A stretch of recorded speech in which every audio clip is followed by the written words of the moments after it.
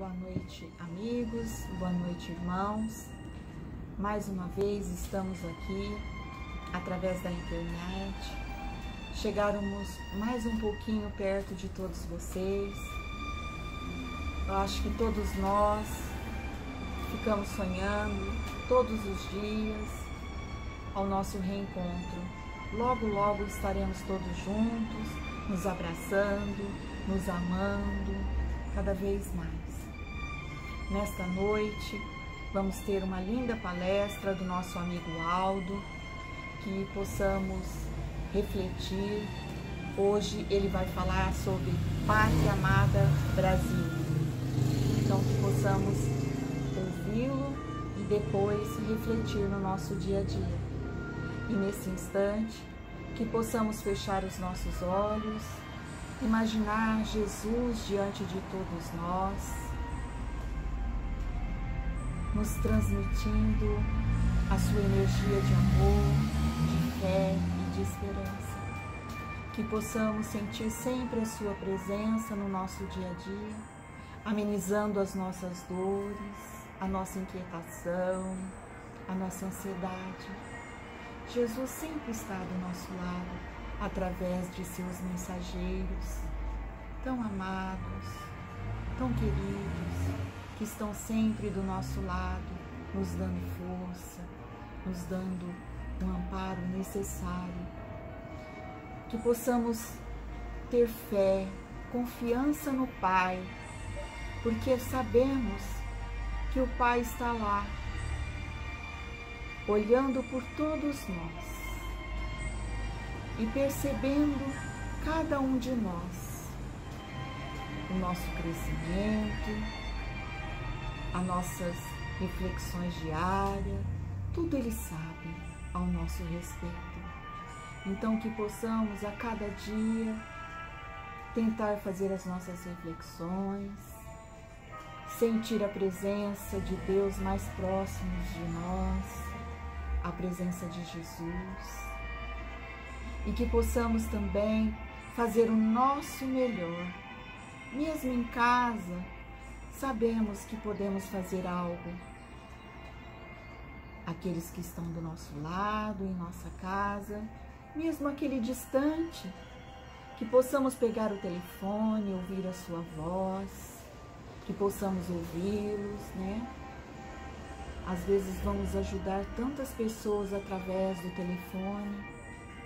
Não vamos mandar mensagens, vamos ligar. É tão bom ouvir do outro lado alguém que está pensando em nós, orando por nós. Então que possamos todos os dias fazer as nossas reflexões diárias. Que essa noite seja mais uma noite de luz, de amor e de fraternidade. E que o Aldo, nesta noite, possa trazer uma linda mensagem a todos nós. Que assim seja. Graças a Deus. Olá, queridos irmãos. Hoje eu gostaria de falar um pouquinho sobre o Brasil e sobre a nossa população. Desde há muito tempo a gente percebe que no Brasil as coisas elas caminham de uma maneira muito lenta, em termos de política, de sociedade, de economia. E a própria população é desestimulada por todos os obstáculos que nós enfrentamos a não acreditar que isto possa ser diferente e não enxergar a missão que essa terra abençoada tem. Muitos dizem que um dos sonhos que tem é viver num outro país, buscar condições melhores, gerais de vida, não é? Só que eu gostaria de trazer uma reflexão à luz do Espiritismo sobre a importância deste país. Amigos, num livro chamado Jesus no Lar, psicografia do Chico, é um livro tem várias historinhas, diz que foi perguntado para Jesus, para o Mestre, mestre, o que acontecerá quando o espírito chegar a atingir a evolução máxima possível?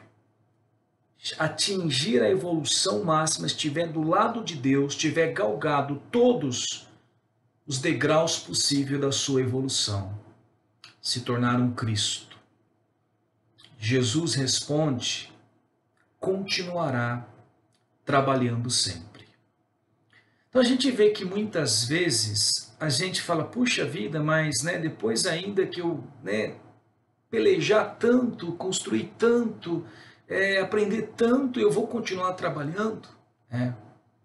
Essa é a nossa missão, é o nosso destino. Porque quando eu atingir esse patamar, esse último patamar, ser um espírito crístico, um dos sentimentos que eu terei desenvolvido em mim, em todos os aspectos, é o sentimento de amor. E ligado a esse sentimento de amor, estará o amor por tudo e por todos. Será impossível ser feliz mediante esse sentimento puro de amor por tudo e todos, ter percebido que na minha trajetória reencarnatória, até chegar a esse patamar, quantos desafios, quantos obstáculos eu sofri, e olhar para trás agora e ver quantos irmãos estão passando pelas mesmas situações que eu passei. Como poderei ser feliz vendo tantos e tantos sofrendo lá atrás e eu aqui agora, atingido um patamar celeste? Ficar inerte, de braços cruzados, que cada um faça a sua parte por conta própria, sem ajuda nenhuma?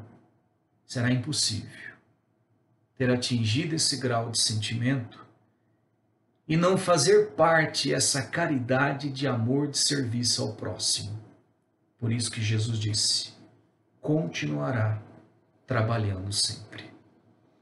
E eu gostaria agora de vocês, amigo, um pouquinho de paciência, para que eu possa construir o entendimento racional da importância desse nosso país, da nossa população. Num outro livro chamado A Caminho da Luz, também psicografia de Chico, Emmanuel nos diz por que Israel foi escolhido pelo Cristo para ser o berço do cristianismo.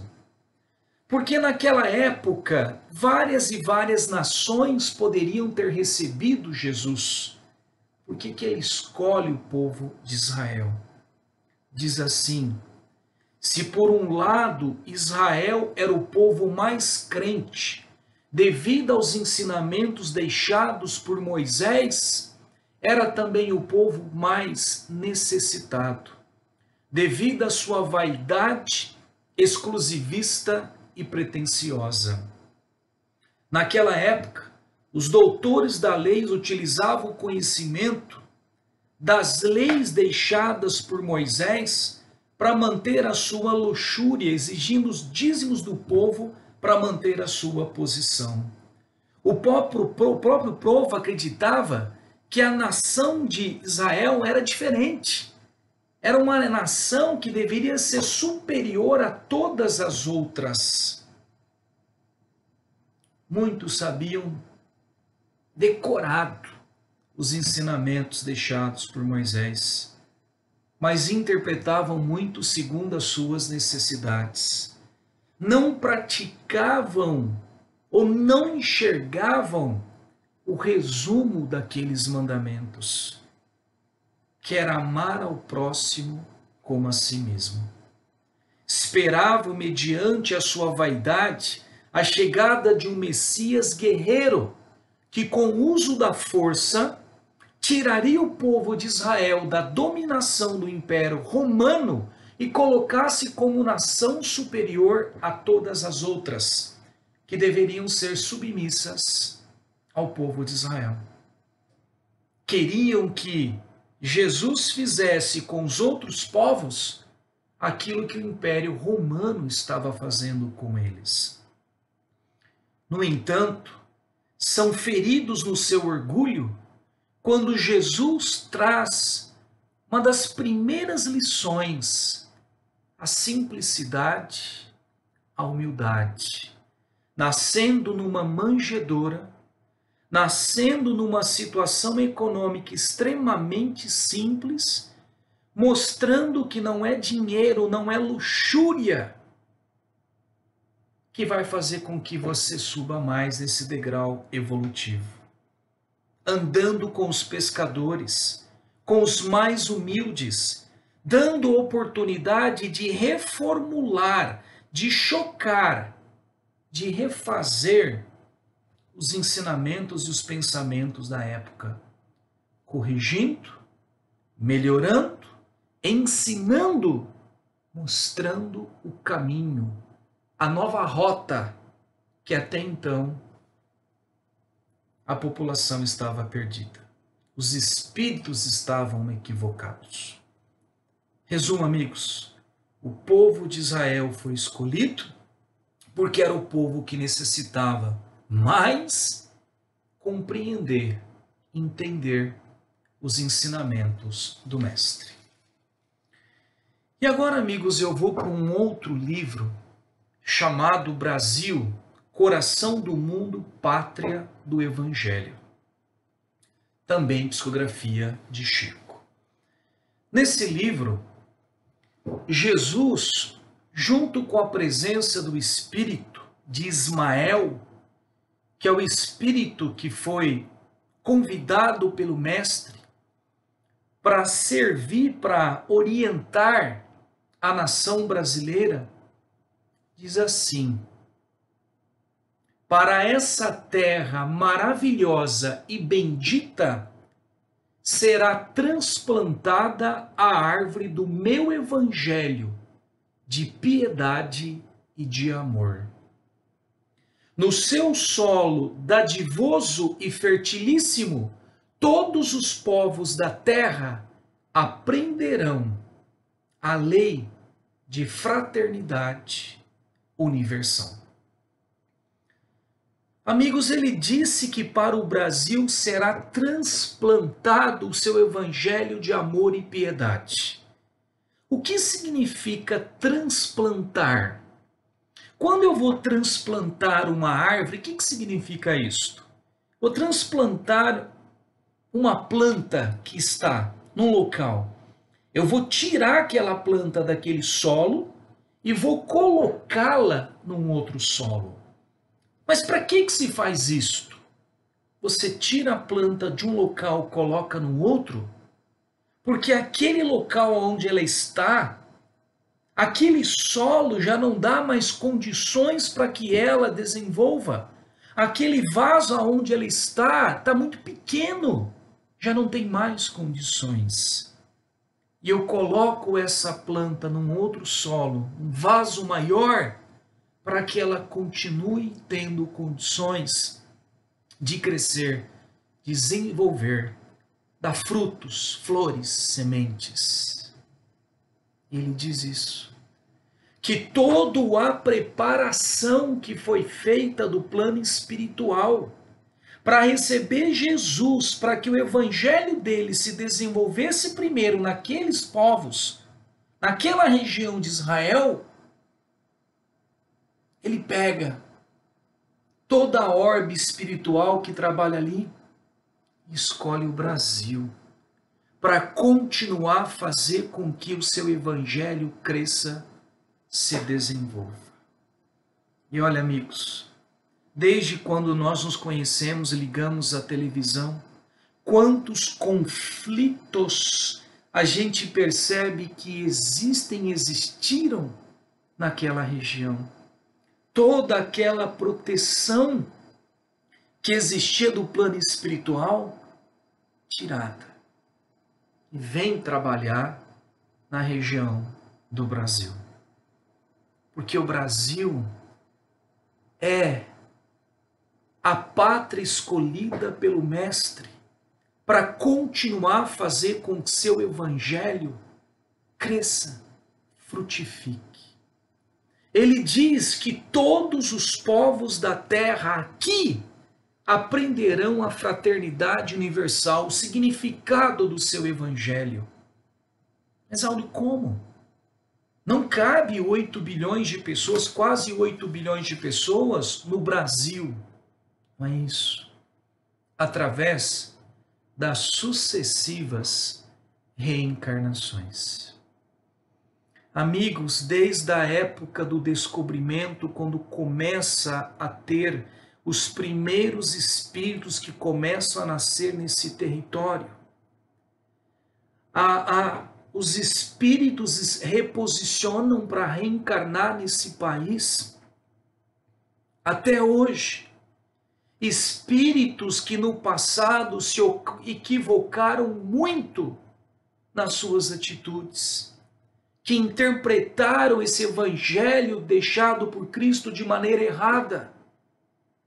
Espíritos que se equivocaram nas cruzadas, espíritos que se equivocaram muito nas guerras mundiais, nos conflitos religiosos, homens-bomba que estão achando que tirar a sua vida e a vida de tantos, e que é isso que Deus deseja, estão reencarnando na pátria do Evangelho. Talvez pela primeira vez no seio de uma nação, aonde ele possa receber um verdadeiro significado e interpretação, uma educação desse Evangelho do Cristo. E muitas vezes, quando Chico psicografou esse livro, Brasil, Coração do Mundo, Pátria do Evangelho, muitos espíritas acharam que ele estava dizendo que o Brasil foi escolhido para ser a pátria do espiritismo. Não é isso. O Brasil, sim, com toda certeza, ele vai contribuir, está contribuindo com o desenvolvimento do espiritismo pelo mundo, não tenha dúvida. Mas ele disse pátria do Evangelho, e não somente pátria do espiritismo. Por quê, amigos? Porque o Evangelho de Jesus está dentro de toda e qualquer religião cristã. O espiritismo é mais um caminho, mais uma oportunidade, mas não é a única.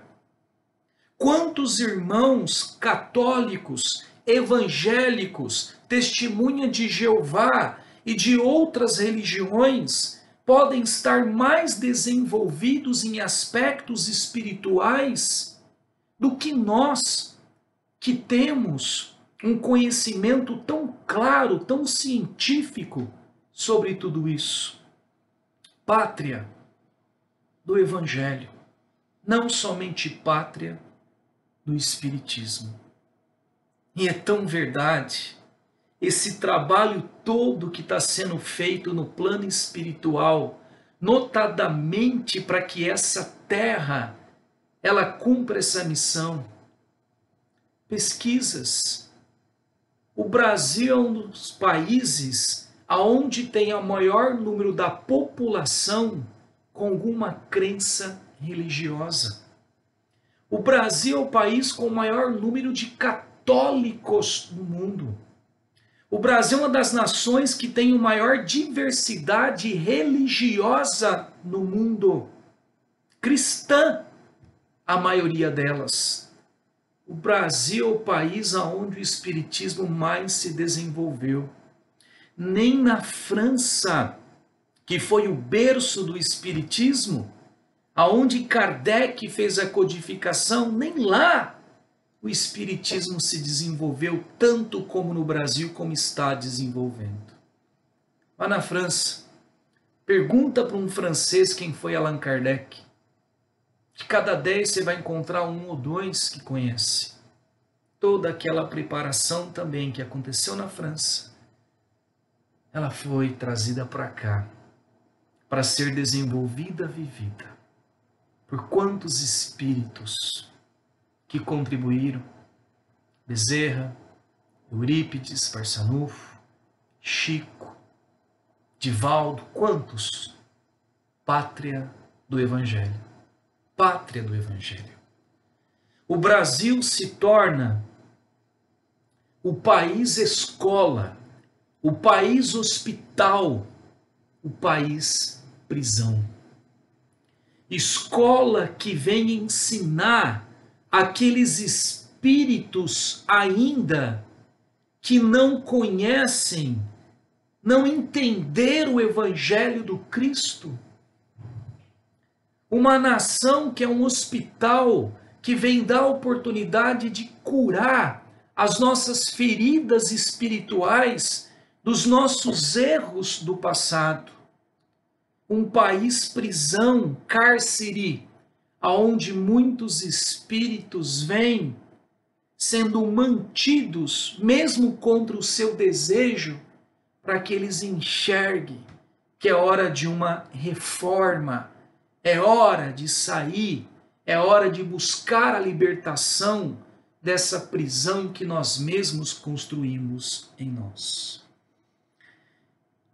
A gente entende muitas vezes por que o nosso país, ele, ao longo da história, ele tem pouco desenvolvimento social, político, e a economia é um reflexo disso tudo. Porque muitas vezes, irmãos, quantos espíritos ainda necessitam reencarnar para entender essa mensagem? Quantos? E aonde que vão reencarnar? Brasil, é uma fila muito grande. Às vezes reencarna um espírito que vem pela primeira vez, vem nascer num seio familiar, onde ele tem um pai e uma mãe que pela primeira vez ele vai sentir o amor de um pai e de uma mãe. Pela primeira vez ele vai falar de um Deus, não um Deus que castiga, mas não um Deus que pune, mas um Deus que ama, um Deus que perdoa. Mas é a primeira vez. E como é a primeira vez, esses espíritos, eles vão mais cair, mais errar, do que acertar. E a gente vê esses equívocos na sociedade, na política. São como crianças que se lambuzam ao comer um bolo de chocolate ou tomar um sorvete. Ainda não aprenderam tantas coisas. E às vezes, irmãos, quando esse que aprende um pouquinho desencarna, talvez ele não volte imediatamente a reencarnar para continuar o aprendizado aqui. Que tem uma fila muito grande. Às vezes vai reencarnar pela primeira vez um outro que vai começar a lição do zero. Perceba que demora esse avanço, porque aqui é a escola, aqui é o hospital, aqui é a prisão. Quem vai estar reunido aqui? Aqueles mais endurecidos, aqueles que têm mais dificuldades, aqueles que erram mais. Aqueles, quando eu digo aqueles, quem está reencarnado na pátria, escola, hospital, cárcere? Nós. Nós estamos reencarnados no Brasil. Nós somos aqueles que necessitam entender e viver esse evangelho de amor e piedade do Cristo. Nós. Por que que Jesus escolheu o povo de Israel para ser o berço do cristianismo? Era o povo que mais necessitava. Quem reencarna no Brasil? Os espíritos que mais necessitam entender esse evangelho de amor e piedade. Ou seja, nós. Amigos, e nós estamos passando por um momento tão grande de transição planetária, do mundo de provas e expiações para o mundo de regeneração. Espíritos que tiveram muitas e muitas oportunidades das reencarnações sucessivas de cederem a essas orientações, a esse amor, a essas oportunidades, muitas vezes pela dor. Porque na maioria das vezes nós somos crianças desobedientes. Você pega duas crianças e diz, não coloca o dedo na tomada que você vai tomar um choque. Aquela que já está um pouquinho mais preparada para seguir as orientações, ela aprende que não coloca porque ensinaram para ela. Mas a outra, rebelde, ela coloca o dedo e toma um choque. Ela aprende também. Mas ela aprende tomando choque. E na maioria das vezes nós somos assim.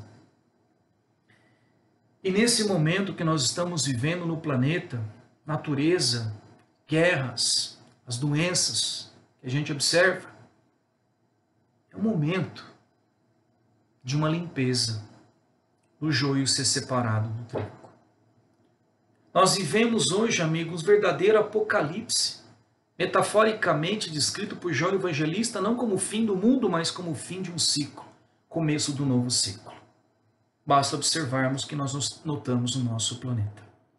Nós estamos vivendo um verdadeiro litificador. Olha quantas situações sociais, econômicas, políticas, doenças, saúde, tudo está batendo na humanidade. São os últimos solavancos do litificador. Para que os pedaços duros que nós somos nós possam ser refinados. Trazer a nossa melhor essência. O diamante bruto ser lapidado. E quando se bate tudo no liquidificador, o que se faz com o conteúdo? Joga-se numa peneira. Aqueles espíritos que já cederam, que estão a fim de aprender, de evoluir, de crescer, que erram mais do que acertam, mas teimam em continuar.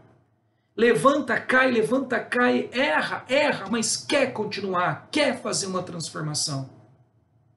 São os pedaços que estão sendo lapidados e vão passar pelo buraquinho da peneira. E vão ficar fazendo parte do suco, da vitamina do nosso planeta Terra, da orbe espiritual.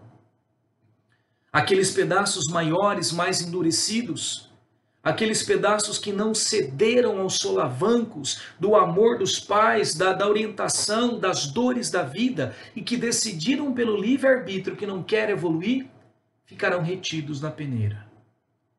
E quando uma coisa fica retida na peneira, o que eu faço? Eu pego e coloco num outro lugar. Esses irmãozinhos estão sendo reposicionados a outros mundos mais primitivos para poderem trabalhar com ferramentas mais simples à sua altura. Não como castigo, porque Deus não castiga ninguém, mas como oportunidade de continuar evoluindo e não atrapalhar a evolução daqueles que querem. Numa sala de aula, a maioria dos alunos que estão querendo aprender a matéria não podem mais ser prejudicados por aqueles que não querem, que só estão prejudicando, conversando, atrapalhando. Porque agora o professor disse: chega, vocês tiveram a oportunidade. Vocês vão agora para uma série um pouquinho lá atrás, porque esses aqui precisam aprender novas lições. E eles serão também educados, continuar sendo educados pelo amor do Pai. Não tenha dúvida. Então, olha a importância desse momento que nós estamos vivendo, desta separação. E amigos, eu digo para vocês que o mundo de regeneração ele já começou para a maioria da humanidade. O mundo de regeneração, na verdade, é um mundo do espelho, aonde eu estarei frente a frente comigo mesmo, porque até ontem eu era craque para apontar o defeito do olho do meu irmão, o cisco no olho do meu irmão, falar o defeito do outro, acusar o outro, mas sem olhar a mim mesmo. Agora chega. Agora nós somos obrigados, pela nossa própria consciência, a olhar a nós mesmos. E nós não vamos gostar daquilo que nós estamos vendo. Nunca tivemos no mundo tantos casos de depressão, suicídio, síndrome do pânico, transtorno psicológicos. É a energia do planeta mudando. É a nosso próprio psiquismo nos obrigando inconscientemente a entrar em contato com as nossas mazelas. Só que nós não fomos ensinados para isso, a lidar com isso. E o mundo de regeneração, ele vem propor esse desafio das maiores guerras que nós vamos enfrentar conosco mesmo. Limpar a casa, começar a enxergar como nós somos realmente. E parece, amigos, que houve um pouco desviar da nossa proposta de mostrar a importância dessa pátria. Agora acho que eu consigo amarrar. Se o Brasil é uma escola, é um hospital, é um cárcere, do que se precisa num hospital? De médicos, de enfermeiros. Do que se precisa numa escola? De professores. Do que se precisa numa prisão? Daqueles que mostrem o caminho da libertação. Nesse momento que nós estamos vivendo, tão único no mundo, você, meu amigo que me ouve, você que já ouve o mínimo despertar desse conhecimento teórico, intelectual e emocional do Evangelho de amor do Cristo, você está sendo convidado agora por Jesus para ser o trabalhador da última hora, de ser esse médico, esse professor, esse guia. Porque Jesus está gritando para cada um de nós: me ajuda a fazer um pouquinho de luz na vida daquele meu irmão que não está enxergando, me ajuda. Porque são as últimas oportunidades, são os últimos momentos de continuarmos juntos na órbita do nosso planeta. Me ajuda. Deus está pedindo para nós, me ajuda. Sabe por que Ele está pedindo? Porque Ele está dizendo assim, me ajuda. Porque eu te amo, você que está me ouvindo, te amo. Deus está falando para você, te amo. Mas eu amo do mesmo jeito aquele que assassinou a sua filha. É difícil, né, gente? É difícil entender como é que Deus pode amar do mesmo jeito a mim, como ama do mesmo jeito aquele que assassinou a minha filha. É muito difícil. No livro, no filme, A Cabana, colocou uma interpretação racional que mexe também com a nossa emoção desse amor de Deus. Quem não teve oportunidade de ler, de assistir, faça isso. Eu vou traduzir assim, para não descrever o livro ou o filme, mas assim. Você que é pai, você que é mãe, você que tem 2 ou mais filhos, eu vou pedir para você agora pensar em um dos teus filhos, que você ama tanto. Imagina que esse seu filho matou o filho de alguém. Pense no outro filho. Então você também ama tanto. Esse outro filho não matou ninguém. Vamos supor que nesse momento Deus chegasse para você, isso é uma suposição, é uma história, esquece o resto. E Deus fizesse assim para você essa pergunta. Escolha um dos teus filhos para viver comigo lá no paraíso. E o outro filho você vai escolher e eu vou condenar ao fogo eterno do inferno. Ele terá várias reencarnações de sofrimento e dor. Deus te perguntou, você tem que escolher. Eu te pergunto, qual filho você escolheria para sofrer eternamente sucessivas reencarnações de dores? O que matou ou que não matou o filho de alguém? Escolhe, Deus está te perguntando, alguém tem que ir para o inferno. Quem você vai escolher? Escolhe, pai. Escolhe, mãe.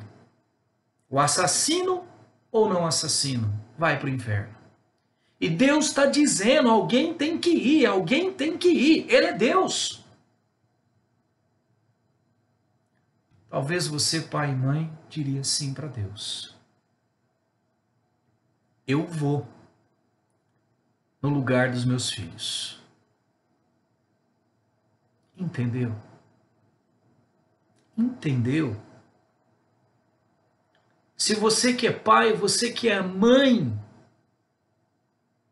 não teria como escolher o seu filho, por mais equivocado o erro que ele tenha feito, para condená-lo a ele ao sofrimento. Imagine Deus. Imagine Deus que nos ama tanto. Entende? Me ajuda. Eu te amo tanto quanto o assassino da tua filha. Você entende que um dia, aquele cara que foi pregado na cruz, bem que ele poderia ter dito, Pai, perdoa, porque eles não sabem o que fazem. Bem que Deus não veio, abriu o céu no meio e nos massacrou. Porque Ele nos ama como filho. Jesus nos ama da mesma maneira.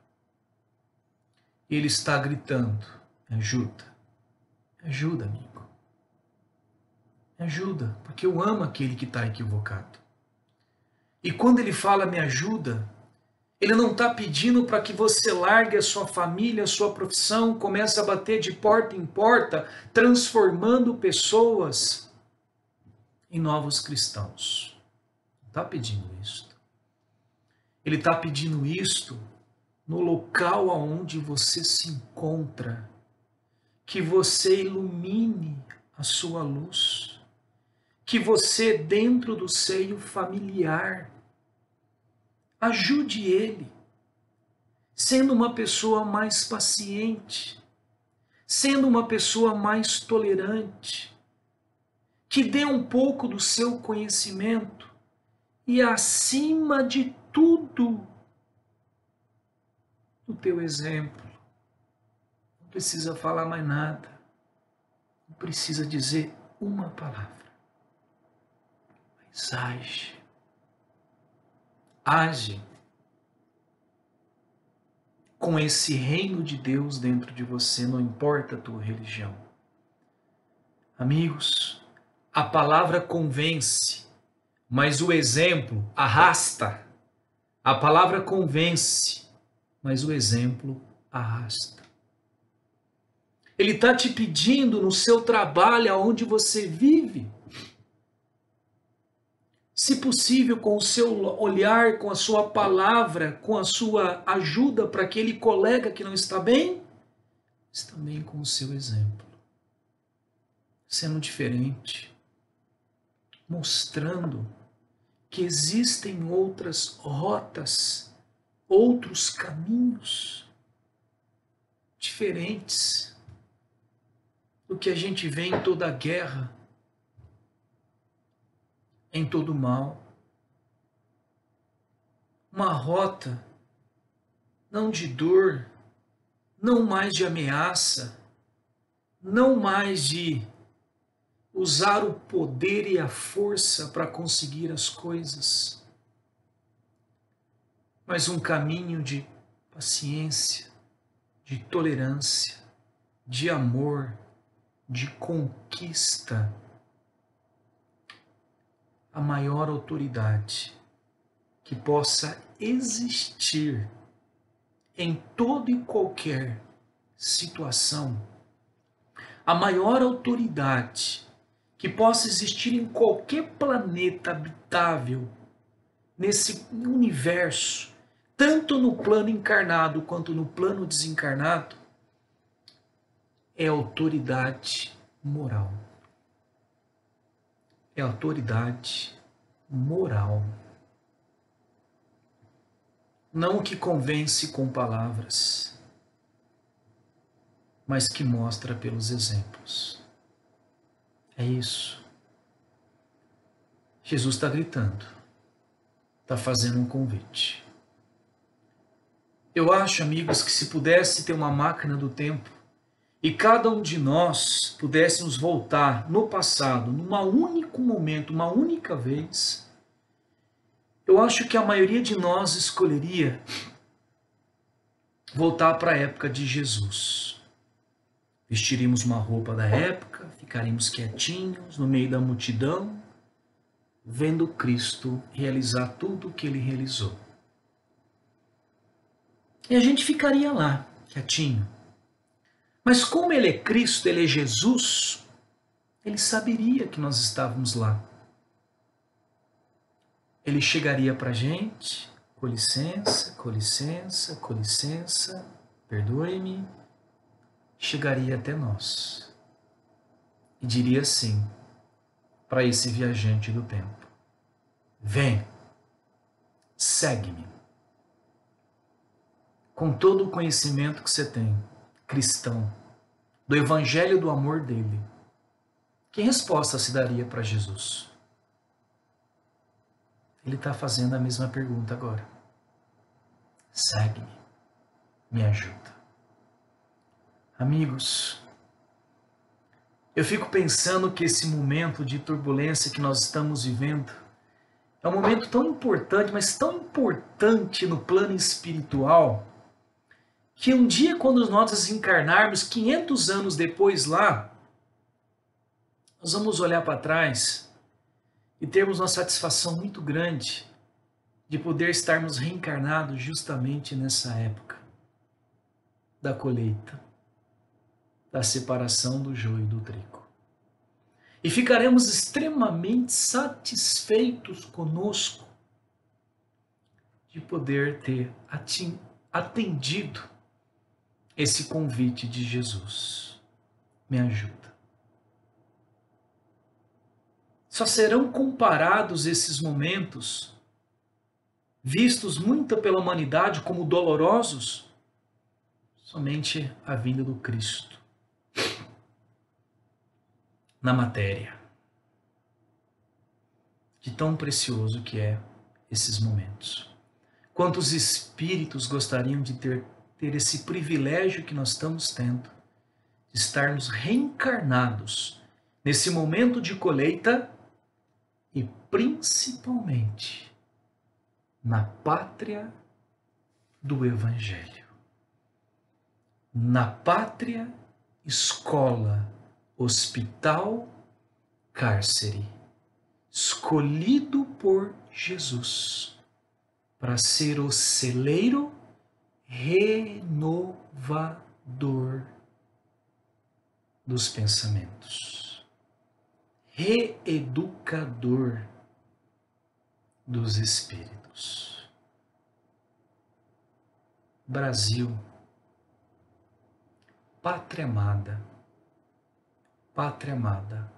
Brasil. Fiquem com Deus. Quero agradecer mais uma vez ao nosso querido amigo Aldo pela linda palestra que ele nos trouxe hoje, Pátria Amada Brasil. Que Jesus possa abençoar muito Aldo e que ele possa sempre trazer, novos conhecimentos, novos estudos, para sempre estarmos fazendo reflexões no nosso dia a dia. Que Jesus, nesse momento, abençoe o nosso momento, nos dando sempre força, sempre luz, para que tenhamos no nosso caminho sempre a sua proteção, sempre o teu amor. Que Jesus esteja presente em nossos corações, nos nossos sentimentos, nas nossas atitudes, sempre.